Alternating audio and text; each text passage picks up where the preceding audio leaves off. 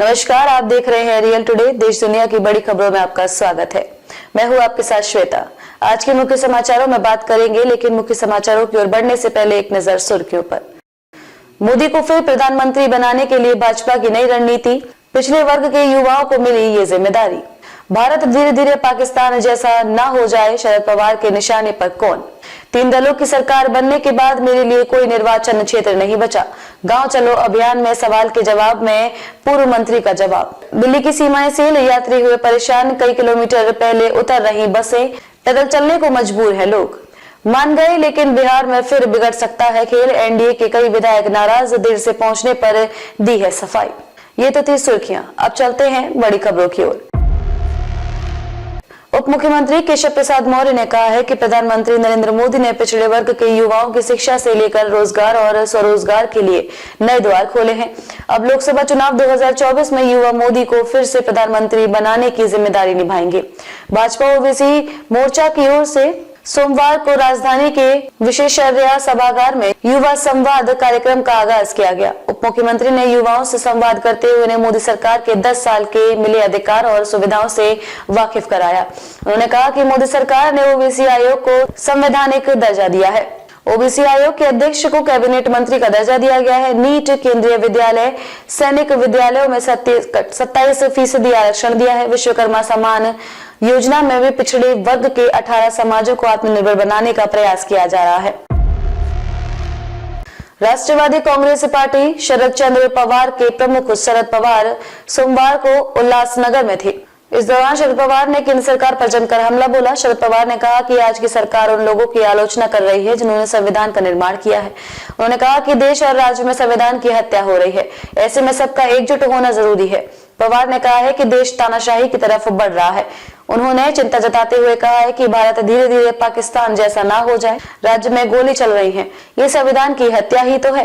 थाने जिले के उल्लासनगर में एल्गार परिषद की सभा को संबोधित करते हुए शरद पवार ने कहा कि संविधान प्रदत्त नागरिकों के अधिकारों पर हमला हो रहा है, इसमें देश के लोकतांत्रिक ताने बाने को काफी खतरा है। पवार ने कहा है कि संसद में प्रधानमंत्री मोदी की टिप्पणियां स्तरहीन है। उन्होंने देश के पहले प्रधानमंत्री जवाहरलाल नेहरू और संविधान के प्रमुख वास्तुकार बाबा साहेब अम्बेडकर को निशाना बनाए जाने की आलोचना की है। भाजपा की राष्ट्रीय सचिव पंकजा मुंडे ने कहा है कि जब भी किसी चुनाव की घोषणा होती है तो उनके नाम की चर्चा होती है। लोग सोचते हैं कि वह किसी पद का इंतजार कर रहे हैं, लेकिन राज्य में 3 दलों के नेतृत्व वाली सरकार के गठन के बाद उनके लिए कोई निर्वाचन क्षेत्र नहीं बचा है। पूर्व मंत्री ने कहा है कि महाराष्ट्र के पूर्व मंत्री मुंडे ने रविवार को अपने गृह जिले बीड में गांव चलो अभियान के दौरान पूछे गए एक सवाल के जवाब में कहा है कि पिछले 5 साल में घोषित हर चुनाव में मेरे नाम की चर्चा होती है। लोग सोचते हैं कि मैं कई सालों से किसी पद का इंतजार कर रही हूं, इसलिए स्वाभाविक है कि मेरा नाम लेते हैं। गाजीपुर दिल्ली गेट बॉर्डर पर फ्लाईओवर के नीचे दिल्ली और गाजियाबाद आने जाने वाली सड़कों को बैरिकेडिंग लगाकर पूरी तरह से बंद कर दिया गया है। यूपी से दिल्ली की सीमा में घुसते ही पुलिस ने बड़े बड़े सीमेंट के बैरियर्स को जोड़कर उसमें कंक्रीट डालकर अस्थायी दीवार बना दी है। अलबत्ता दिल्ली गेट पर NH9 के फ्लाईओवर पर सख्त बैरिकेडिंग्स के साथ ट्रैफिक आ जा रहा था। फ्लाईओवर के नीचे पैदल लोगों को भी गुजरने की इजाजत नहीं थी। गाजीपुर मंडी से खोड़ा कॉलोनी जा रही महिला जब वहां से पहुंची तो उसने रास्ता बंद पाया। यह देखकर उसने एक पुलिसकर्मी से पूछ लिया कि भैया अब मैं घर कैसे जाऊंगी। पुलिसकर्मी ने महिला से अपना पल्ला झाड़ते हुए जुटे थे। फ्लाईओवर के नीचे से आने वाले ट्रैफिक को यू टर्न लेकर वापस भेजा जा रहा था। ऐसे में दिल्ली के इंदिरापुरम जा रहे लोगों को खासी दिक्कतें हो रही हैं। उनको वापस गाजीपुर सब्जी मंडी के रास्ते से इंदिरापुरम जाना पड़ रहा है। इसी तरह फ्लाईओवर के नीचे से गाजीपुर मंडी जाने वाले लोगों को भी वापस यू टर्न लेकर कोंडली नहर से जाना पड़ रहा है।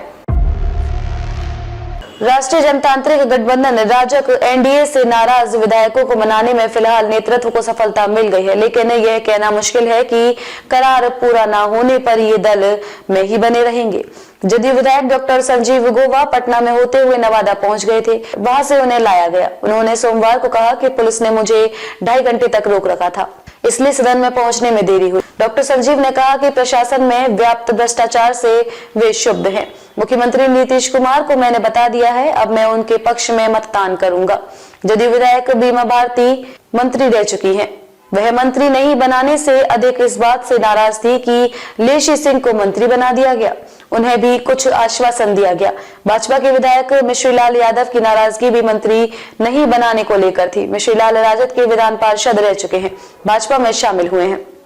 कैसे लगे समाचार कमेंट करके जरूर बताएं। वीडियो पसंद आया हो तो लाइक कीजिए। देश और दुनिया की बड़ी खबरों के साथ अपडेट रहने के लिए चैनल को सब्सक्राइब करें। खबरों में अब तक के लिए बस इतना ही, फिर होगी आपसे मुलाकात ऐसी ही कुछ बड़ी और खास खबरों के साथ।